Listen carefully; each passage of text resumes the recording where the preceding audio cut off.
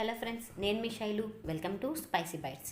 ఈరోజు మన వీడియోలో పుల్లగా తీపిగా కారంగా ఉండే బెల్లం ఆవకాయని ఎలా ప్రిపేర్ చేసుకోవాలో చూపించబోతున్నాను. దీన్ని చాలా ఇన్స్టెంట్గా అయితే ప్రిపేర్ చేసుకోవచ్చు అండి. మనం ఎప్పుడు కావాలంటే అప్పుడు ఈ పిక్కల్ని అయితే మనం ప్రిపేర్ చేసుకోవచ్చు. ఇప్పుడు దీన్ని ఎలా ప్రిపేర్ చేసుకోవాలో చూసేద్దాం. దీనికోసం ముందుగా నేను ఇక్కడ 2 మామిడికాయలను అయితే తీసుకున్నాను. ఇవి కలెక్టర్ మామిడికాయలండి.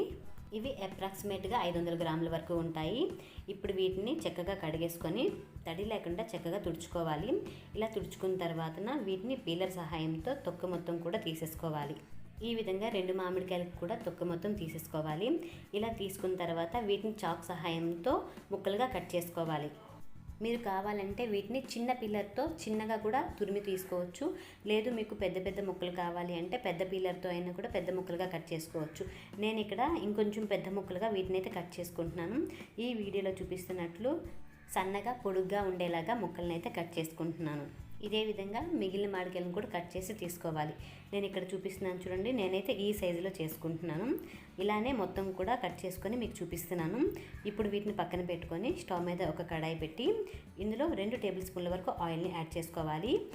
ఆయిల్ మొత్తం వేడయ్యాక ఇందులో ముందుగా కట్ చేసుకున్న మామిడికాయ ముక్కలన్నిటిని కూడా యాడ్ చేసుకొని వీటిని హై ఫ్లేమ్లోనే ఒక 2 నిమిషాల పాటు వేయించుకోవాలి. మీరు ఒకవేళ ఆయిల్ వద్దు అనుకుంటే నార్మల్గా ఆయిల్ లేకుండా కూడా చేసుకోవచ్చు. ఇందులో ఆయిల్ వేసుకోవడం వల్ల ఈ పికిల్కి మంచి టేస్ట్ అయితే వస్తుందండి. ఈ విధంగా 2 నిమిషాల పాటు వేయించుకోవాలి. 2 నిమిషాల తర్వాత మీకు చూపిస్తున్నాను చూడండి. ఈ విధంగా వేగిన తర్వాత ఇందులోకి 1.5 కప్పు వరకు బెల్లాన్ని యాడ్ చేసుకోవాలి. నేను ఇక్కడ తురిమిన బెల్లాన్ని యాడ్ చేసుకుంటున్నాను.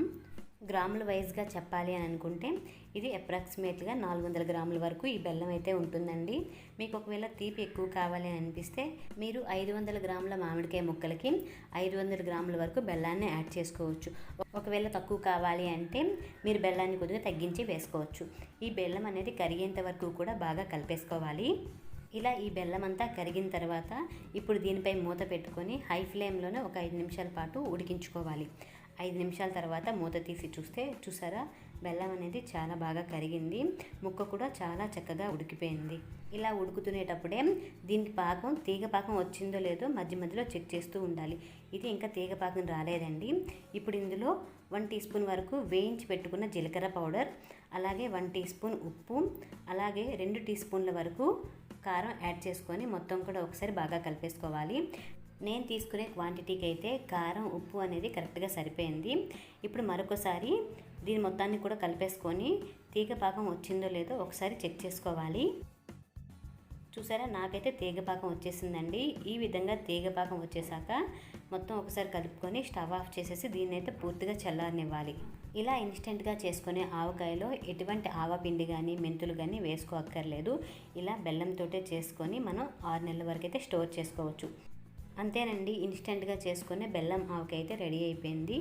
ఈ బెల్లం ఆవకాయ అనేది మనం ఎప్పుడు కావాలంటే అప్పుడు ఇన్స్టెంట్గా అయితే దీన్ని ప్రిపేర్ చేసుకోవచ్చు. చాలా తక్కువ టైంలోనే మంచిగా బెల్లం ఆవకాయని ఇలా ప్రిపేర్ చేసుకొని చూడండి. అందరికీ కూడా నచ్చి తీరుతుంది. మరి మీకు ఈ రెసిపీ నచ్చిందా? నచ్చితే మీరు కూడా ఒకసారి ట్రై చేసి మీకు ఎలా కుదిరిందో నాకు కామెంట్ చేయండి. మీకు ఈ వీడియో నచ్చినట్లయితే లైక్ చేయండి. అలాగే మీ ఫ్రెండ్స్కి రిలేటివ్స్కి షేర్ చేయండి. మరిన్ని వీడియోస్ కోసం నా ఛానల్ సబ్స్క్రైబ్ చేసుకొని పక్కనే ఉన్న బెల్ ఐకాన్ క్లిక్ చేయండి.